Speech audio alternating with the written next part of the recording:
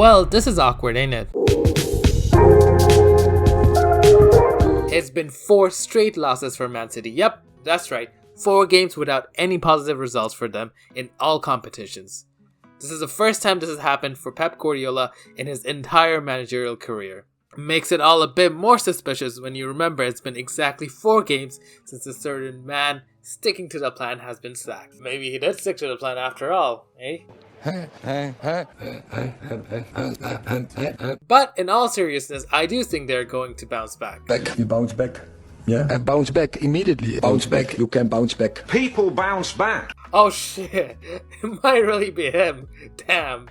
But we cannot replace him. We cannot. But for real, it's unlikely for City to completely fall off their tracks, especially so early on in the season. They have been undefeated in all competitions before this string of defeats, and who knows, maybe the fear of all the 115 charges is finally getting to them, eh? Or maybe it's Kyle Walker's wife putting some juju on them for all the times he's betrayed us. That I am human, and I do make mistakes. I'm here on my own. Oh, this guy's a scumbag. But all in all, I'm sure it's making Pep wanting to pull all his hair out right now. Never mind, moving swiftly on. So what is causing this seemingly undefeatable team be so shit? Now I know I'm a bit late on the City bashing and mocking train, but I was a bit overwhelmed with deciding whether to talk about City or Madrid overcooking, or finally making a video about Amorim joining United, who by the way, absolutely kicked Pep's bald ass in a thrilling 4-1 victory for Sporting, making it his last European game in charge of Sporting and for the season before he goes to the Europa League hellhole known as Manchester United. I truly don't understand his decision, honestly. For which I wrote down 2 separate scripts, but then my overwhelming laziness kicked in and made sure I was late to the party for sure. So here we are. But don't worry guys, I definitely didn't waste this time binge watching all seasons of Prison Break, because I would never do that. Oh no. Anyways, let's be honest. City are not in a disastrous position with the infinite number of problems like many of their rivals. However, there are some problems which should be addressed. And if you ask me, the first and logical place to start that I can see before we straight and dive into the stats is the possibility that Pep, true to his nature, has been overthinking and overcooking his tactics, creating problems for himself, because no one else was coming close to doing it for him. So he had to do it by himself. No, seriously, this man has a history of overthinking and changing things up at crucial times just for the sake of doing it. I think this man is obsessed, just simply obsessed with being labeled a tactical genius. So much so that he will pull up the most random tactics in the biggest stage, including the Champions League final. No, seriously, this is so well recorded, there are a slew of videos and articles talking about this, including this one by The Athletic, where they put them out in a rather very long list, right here. Seems like this has been an issue throughout Pep's entire managerial career. And I know a lot of this can be attributed to sensationalism in sports journalism to make things seem worse than they are, for the sake of selling more content. But there is some truth to this theory, I think. And I only bring this up because some of the lineups and systems he chooses to play don't make any sense to me at all, given the players he still has in his disposal. Like this lineup against Brighton. Now I know they don't necessarily play in that formation on the field, but brother, what is this lineup and formation? Seriously, who are you? Who the fuck is that guy? Who the fuck is that? And speaking of tactics and team selection, with new players being introduced into the team due to injury crisis that City are suffering this season, notably the lack of the totally deserving and legit Ballon d'Or winner Rodri, who can be seen here accepting his award in crutches. I don't think I've ever seen a player accepting the Ballon d'Or while being physically broken like this. But he clearly is a big miss for City, because since his injury, it has been a real step down, at least by their standards. This despite the fact that they still have Gundogan and Kovacic to cover in that position, along with a random array of youngsters who have also pitched in while they face this injury crisis. The injury list also includes City's official party ambassador, Jack Grealish, and a promising youngster and winger in Oscar Bob. And along with this, Ruben Dias, John Stones, Wagwan Generals, Akanji, Foden, Doku, and Ake were at some point in time added to the substantial injury list, some of whom are expected to be available shortly. By no means is this a small list, but you should still expect Man City to pull through with all the resources that they have in hand. Come on now, if Ollie could go on an 11-game unbeaten run and architect a comeback against PSG with a ragtag bunch of second choice and academy players, surely the best manager in the world should be able to adapt and win against teams which are significantly weaker than his team, at least on paper. Right? Pep's success is not at all tied to the unlimited Abu Dhabi state oil money, as we know, and it's just his brilliant tactics, and not at all buying the best players, chopping and changing if he has to, until he finds the right balance of players for however much they cost. Surely, right? Can't be that. Now let's do a quick wrap up of the results and of their losing streak. Firstly, Tottenham 2, City 1.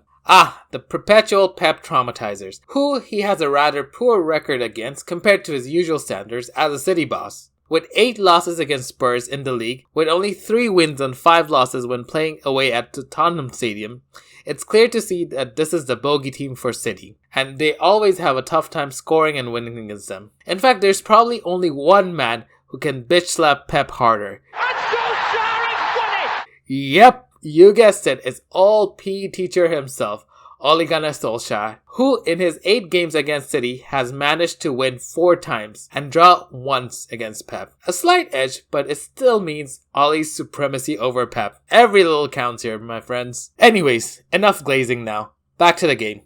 Despite dominating in almost every conceivable stat and metrics, apart from the ones that really count, City were unable to break down Spurs and come off as 2-1 losers in the end, with Werner scoring within the 5th minute. Yep, bin the whole club, man. If the Bundesliga stat padding merchant scores against you so early on in the match as well, what are you even doing? Letting a dude who scored 3 goals in his entire 27-game career at Spurs, with only 1 goal this season, which was this one, by the way, that he scored against you. 1 goal in 13 games this season as a striker and attacking winger, and it's against you. I'm sure this is just Ten Hag in disguise at this point, because honestly, just for that, you deserve to lose. The Spurs game was also an indicator of things to come, as City's defensive line was in shambles the entire time, specifically the right-hand side, which will be a key theme throughout this entire losing streak for them. And this was a game they still had their main starting defensive line in Jones, Diaz, and Ake still present, so this wasn't a weak starting defense by any means.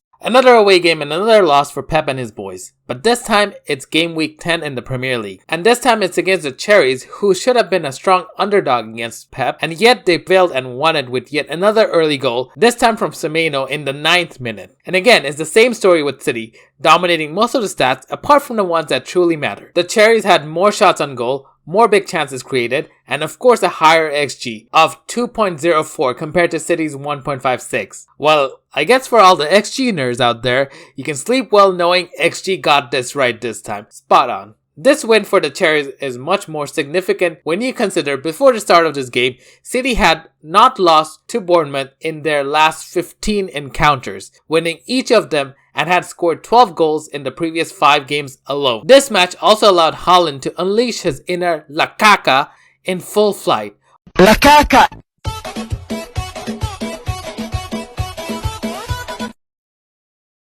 While Phil Foden showing us all why he should have definitely been dropped in favor of Cole Palmer in the Euros. I'm sure Pep has no regrets at all selling Palmer now. What?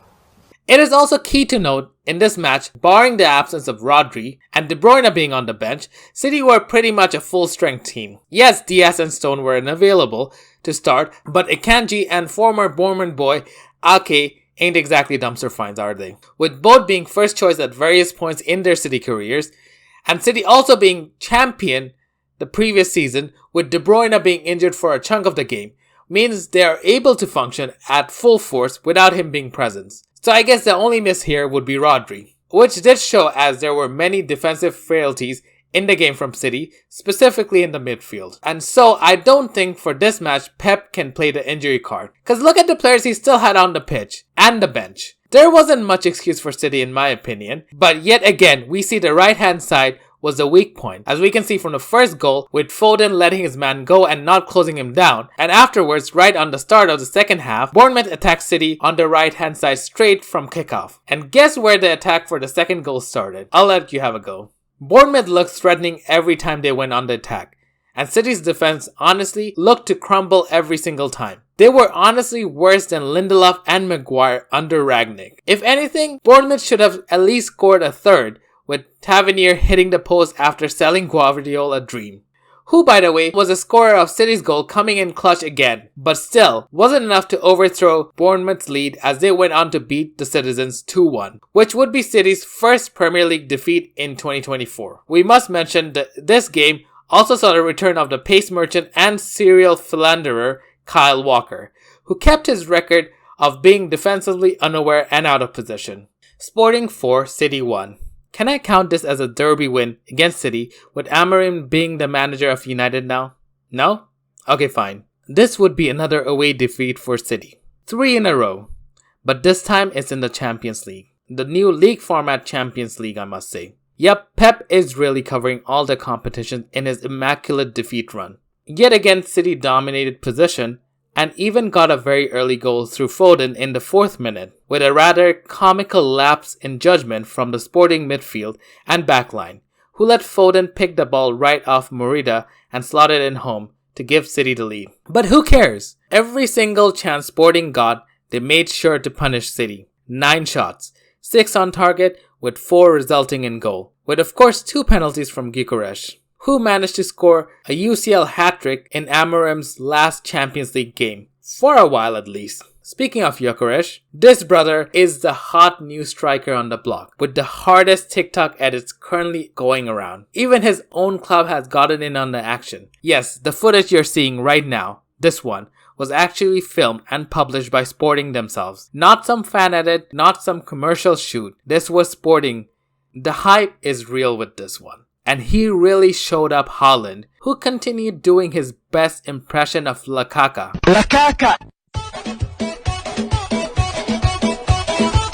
And yes, I said Lukaku, mind you, and not Lukaku, because Lukaku is an elite striker, whereas Lukaku is his bumbling alter ego with Tim's Verboot and the first touch of a blind donkey. Gyökeres, by the way, has 23 goals in 18 appearances this season alone, with a staggering total of 66 goals in 68 games for his entire Sporting career. Did anyone think this man was going to turn into an elite goal-scoring machine in the biggest stage in Europe while he was at Brighton, being loaned out to lower league teams like Swansea and Coventry? What a difference a few years can make. And at 26 years old, he's surely at or very near his prime, which I'm sure will entice a certain new United manager to splurge big to enlist his services. Of course, in this match, City's defense was significantly weaker, with Simpson's pussyman starting at centre back, alongside Rico Lewis, who despite having accumulated 67 appearances as of recording this video,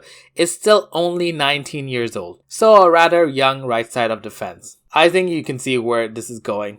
Another continuing theme of a weak right side for City. But still, the rest of the team were pretty close to full strength, barring the exceptions of Rodri and KDB, who came on in the 85th minute, by the way, I assume to get some much needed minutes under his belt, as by then they were already 4-1 down. A special player, but I don't think he's special enough to overcome a 3-goal deficit in 5 minutes plus stoppage time. You'd need a truly special kind of player to pull something like that off.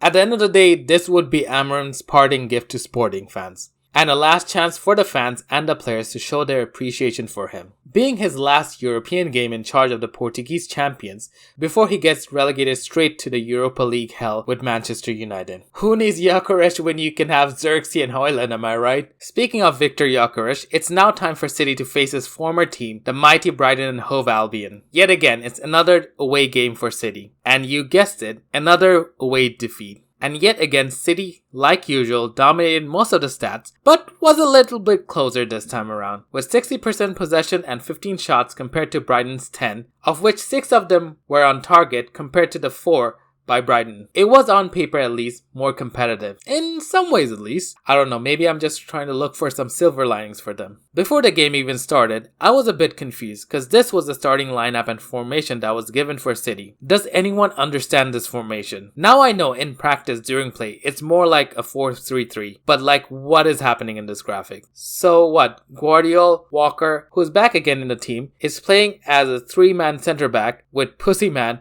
in the middle of them. And Kovacic and Lewis as wingbacks? Or is it Lewis and Savinho? Or is it Nunes as the other wingback?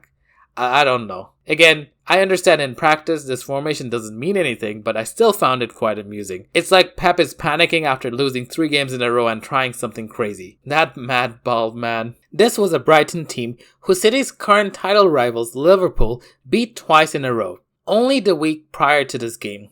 But it is key to note, they weren't the biggest defeats for the Seagull, losing each time by a goal. And you can be sure that Brighton, despite losing these matches, put on a fight against Liverpool, which they continued on this game. Like the previous games and teams we have seen so far, Brighton continued to attack down City's right and exploit them. Yes, Haaland did finally score in this game, in the 23rd minute, but in the second half, Brighton would come back and take the lead, with goals from Pedro and O'Reilly in the 78th and 83rd minute respectively, who were both brought on as substitutes early on in the second half, which also saw a change in the formation and style of play from Brighton, with an extra man in midfield. And it should be noted that throughout this period, and most of the second half, Brighton were the team in attack and dominating City on the pitch. In short, these changes caused City to just crumble in this match. Of course, in the post-match press conference, Pep was asked many questions about the 4 defeats in a row. Every single question trying to ask him if he was finally feeling the pressure and facing his toughest period in charge of the club, which of course gave Pep the opportunity to flex his previous records of winning 16 and 17 games in a row to win the league in the previous seasons, and stating there's always a first time for everything. Although he didn't try to seem mad or defeated,